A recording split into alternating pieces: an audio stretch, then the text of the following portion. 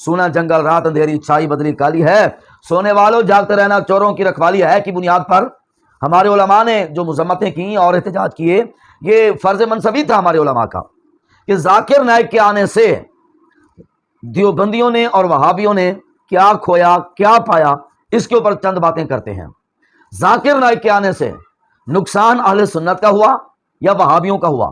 ایمان سے میری باتوں کو آپ نے توجہ سے سننا ہے اور غور کرنا ہے کہ نقصان کس کا ہوا، کہ غیر مقلد ہو کر بیان کیا دے گیا کہ اسلام کے اندر بہترین فقہ حنفی ہے۔ سچی دسو منجی پٹھی وہابیاں دی ہوئی یا پھر خطرہ اہل سنت کو ہوا؟ بسم اللہ الرحمن الرحیم، الحمدللہ رب العالمین، والصلاة والسلام علی سید الاولین و سید الآخرین، اما بعد۔ گرامی قدر ناظرین، تقریباً 2 عشروں سے اوپر وقت ہو چکا، غیر مقلد وہابی مفکر جناب ڈاکٹر ذاکر نائک پاکستان کے دورے پر ہیں۔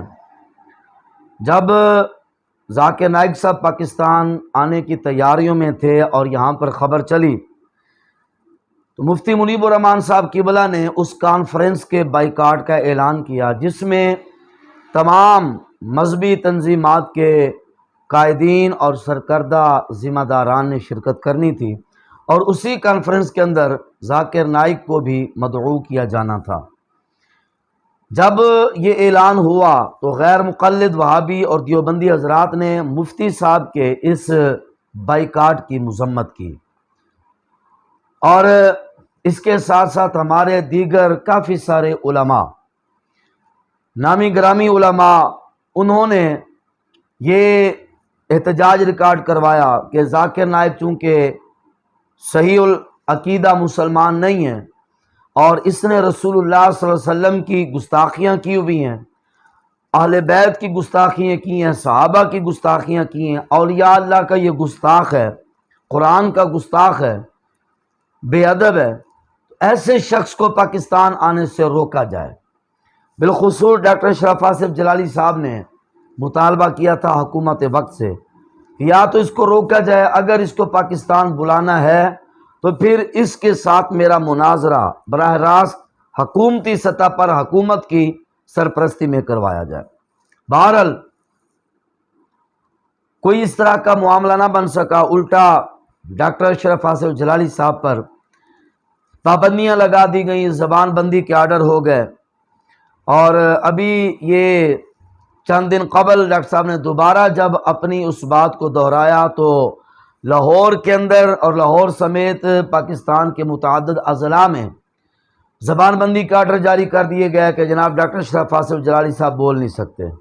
حالانکہ چاہیے تو یہ تھا کہ وہ اتنا بڑا سکالر ہے تمہاری نظر میں، اس کو سامنے پیش کرتے، وہ کچھ اپنی بیان کرتا، کچھ سنتا، کچھ سناتا، لیکن اس کے اندر کچھ ہوتا تو وہ سامنا کر پاتا۔ بہرحال جب اس طرح کے معاملات اٹھے تو غیر مقلد وہابی حضرات اور دیوبندی حضرات نے مشترکہ طور پر اس کے آنے کے جشن کی تیاریاں کی۔ حالانکہ ذاکر نائک غیر مقلد ہے اور دیوبندی اپنے آپ کو حنفی کہتے ہیں، مقلد کہتے ہیں، اور وہ اپنی سطح پر پاکستان میں آنے سے پہلے مقلدین کی بہت زیادہ نفی کر چکا ہے، لیکن پتہ نہیں کون سی اس کے اندر خاص بات تھی کہ مفتی تقی عثمانی اور کراچی، لاہور، اسلام آباد کے جتنے بھی نامور دیوبندی علماء ہیں انہوں نے اس کو جناب سرآنکھوں پہ بٹھایا۔ ٹھیک ہے، تو آڈا حق بنتا تسی بٹھاؤ، اس بات سے میں اعتراض نہیں ہے، لیکن مجھے حیرانگی ہو رہی ہے کہ ان کو یہ شرم نہیں آئی کہ یہ تمہاروں کی بھی نفی کر چکا ہے۔ لیکن یہاں پر آ کر ایک بات سمجھنے والی ہے، ہمارے علماء، ہمارے اکابر بتا چکے ہیں کہ وہابیوں اور دیوبندیوں میں صرف طریقہ نماز کا فرق ہے۔ اللہ، رسول، صحابہ، اہل بیت، قرآن کی بے ادبی گستاخی میں یہ سب ایک ہی پیج پہ اور ایک ہی سٹیج پہ ہیں۔ بہرحال جب ہمارے علماء کی طرف سے نفی اور مذمت کے بیانات آنا شروع ہوئے تو وہابیوں دیوبندیوں نے یہ تانے مارنے شروع کر دیے کہ جی دیکھیں وہ تو چونکہ قرآن کا داعی ہے، وہ حق گو ہے، اسلام کی صحیح تشریح کرتا ہے اور وہ قرآن کی طرف لوگوں کو بلاتا ہے، تو ڈاکٹر ذاکر نائک کے آنے سے ان کی دکانداریاں خطرے میں ہیں، ان کے حلوے اور کھیرے خطرے میں ہیں، ان کے دربار بند ہونے کا خطرہ ہے۔ لو جی تقریباً 20 دن سے زیادہ عرصہ بیت چکا اس کو پاکستان میں۔ میرا سوال ہے وہابی دیوبندی حضرات چراغ لے کر نکلیں اور ڈھونڈیں کہ ذاکر نائک کی وجہ سے کون سا سنی ادارہ بند ہوا، ذاکر نائک کی وجہ سے کون سی سنی مسجد کو تالا لگا، ذاکر نائک کی وجہ سے کون سے سنی عالم دین کی روٹی بند ہوئی ہے، ذاکر نائک کی وجہ سے کون سے صحیح العقیدہ سنی شیخ طریقت کے دربار کو تالا لگا، آستانہ بند ہوا۔ اگر مل جائے تو ہمیں بتائیے گا، اگر نہ ملے تو ڈوب کے مر جائیے گا۔ بہرحال یہ باتیں کر رہے تھے کہ سنیوں کو خطرہ ہے۔ الحمدللہ سنی خطرے میں نہیں تھے، سنی تو چونکہ محافظ ہیں اسلام کے، قرآن کے اور تعلیمات اسلام کے، تو جب بھی کوئی چور سامنے آیا تو سنی تو چاہتے ہیں کہ ہمارے نبی کے امتی اور غلام چوروں سے بچے رہیں۔ سونا جنگل رات اندھیری چھائی بدلی کالی ہے، سونے والوں جاگتے رہنا چوروں کی رکھوالی ہے کی بنیاد پر ہمارے علماء نے جو مذمتیں کی اور احتجاج کیے، یہ فرض منصبی تھا ہمارے علماء کا۔ لیکن مزے کی بات یہ ہے کہ ذاکر نائک کے آنے سے دیوبندیوں نے اور وہابیوں نے کیا کھویا کیا پایا، اس کے اوپر چند باتیں کرتے ہیں۔ ذاکر نائک کے آنے سے نقصان اہل سنت کا ہوا یا وہابیوں کا ہوا؟ ایمان سے میری باتوں کو آپ نے توجہ سے سننا ہے اور غور کرنا ہے کہ نقصان کس کا ہوا۔ یہ ذاکر نائک آج تک اور آج کے دن تک اس بات پر عملاً پابند ہے کہ وہ غیر مقلد ہے، کسی بھی امام کو وہ نہیں مانتا، امام اعظم ابو حنیفہ، امام مالک، امام شافعی، امام احمد بن حنبل رحمہم اللہ تعالی، کسی امام کا وہ مقلد نہیں ہے، اور نماز بھی غیر مقلدین کے طریقے پر پڑھتا ہے، اس کے بیانات بھی غیر مقلدین والے ہوتے ہیں۔ لیکن مزے کی بات یہ ہے کہ غیر مقلد ہو کر بیان کیا دے گیا کہ اسلام کے اندر بہترین فقہ حنفی ہے۔ ماشاءاللہ مفتی تقی عثمانی کے ساتھ بھی میں نے کافی وقت گزارے۔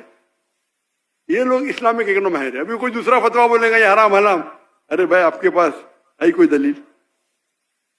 اور حنفی فقہ جو ہے اسلامک اکنومکس میں بیسٹ فقہ ہے، جو حنفی علماء نے جو کیے تحقیق ان اسلامک اکنومکس، اس لیے مفتی تقی عثمانی کی عزت سب جگہ ہے دنیا میں، ایون سعودی جائیں گے تو عزت ہے، کیونکہ حنفی فقہ یہ سچ ہے بھائی، میں کبھی ڈرتا نہیں سچ بات کر رہا، کیوں میں ان کو پریس کیا، چاروں ائمہ کی عزت کرتا ہوں میں۔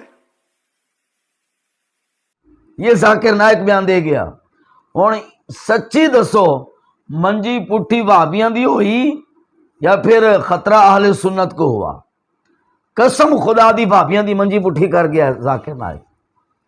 ہم تو بچانا چاہ رہے تھے پاکستان کے مسلمانوں کو کہ یہ فتنہ ہے، اس فتنے سے بچ جائیں، لیکن لوگوں نے سمجھا کہ شاید وہ اسلام کا بہت بڑا داعی ہے۔ لو جناب، ایک بات یہ کہ اگر اس کے بقول، حالانکہ ہے بھی حقیقت میں ایسے ہی، اس کے بقول کہ فقہ حنفی بہترین فقہ ہے، تو ڈاکٹر صاحب آپ بہترین فقہ سے محروم ہیں، اور ڈاکٹر صاحب کے اس بیان کے بعد وہابیو تم بہترین فقہ سے محروم ہو۔ جب بہترین فقہ حنفی ہے تو پھر بہترین فقہ یہ ہے کہ بہترین طریقہ یہ ہے نماز کا کہ امام کے پیچھے قرات نہ کی جائے، بلند آواز سے آمین نہ کہا جائے۔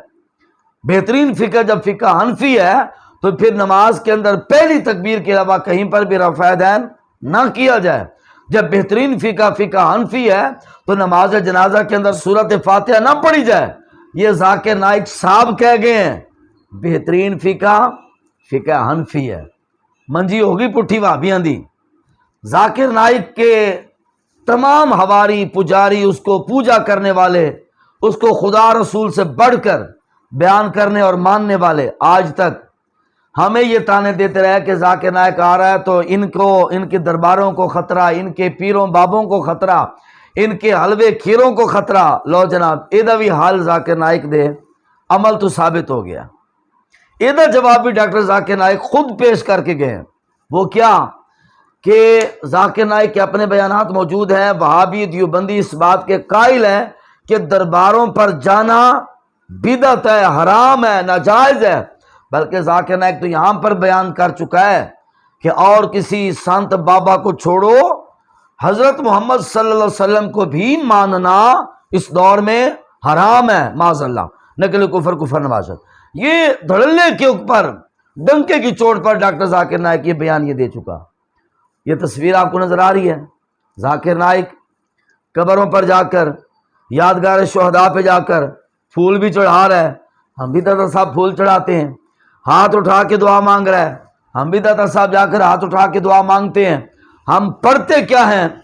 کسی بھی مستند عالم دین سے جا کر آپ تصدیق کر لیں کہ اہل سنت میں مزارات پر جانے کا جو طریقہ فتاوی شریف میں بھی مذکور ہے، یہی ہے کہ وہاں پر جا کر فاتحہ شریف پڑھیں، قرآن پاک کے آیات بینات پڑھیں، اور کہیں سے بھی کوئی صورت مبارکہ قرآن مجید کی پڑھیں، درود شریف پڑھیں، ذکر اذکار کریں، وہاں پر جا کر مزار سے متصل مسجد کے اندر نوافل پڑھیں، جتنے بھی آپ اعمال صالحہ کر چکے ہیں ان کا ثواب صاحب مزار کو پیش کریں اور دعا مانگیں کہ یا اللہ اس کا ثواب ہم صاحب مزار کو پیش کرتے ہیں، اور پھر ہم دعا مانگتے ہیں یا اللہ یہ صاحب مزار چونکہ تیرا نیک بندہ ہے، ہم اس کے صدقے سے تجھ سے مانگتے ہیں، مولا اپنے اس پیارے کا صدقہ ہماری دعا کو قبول فرما۔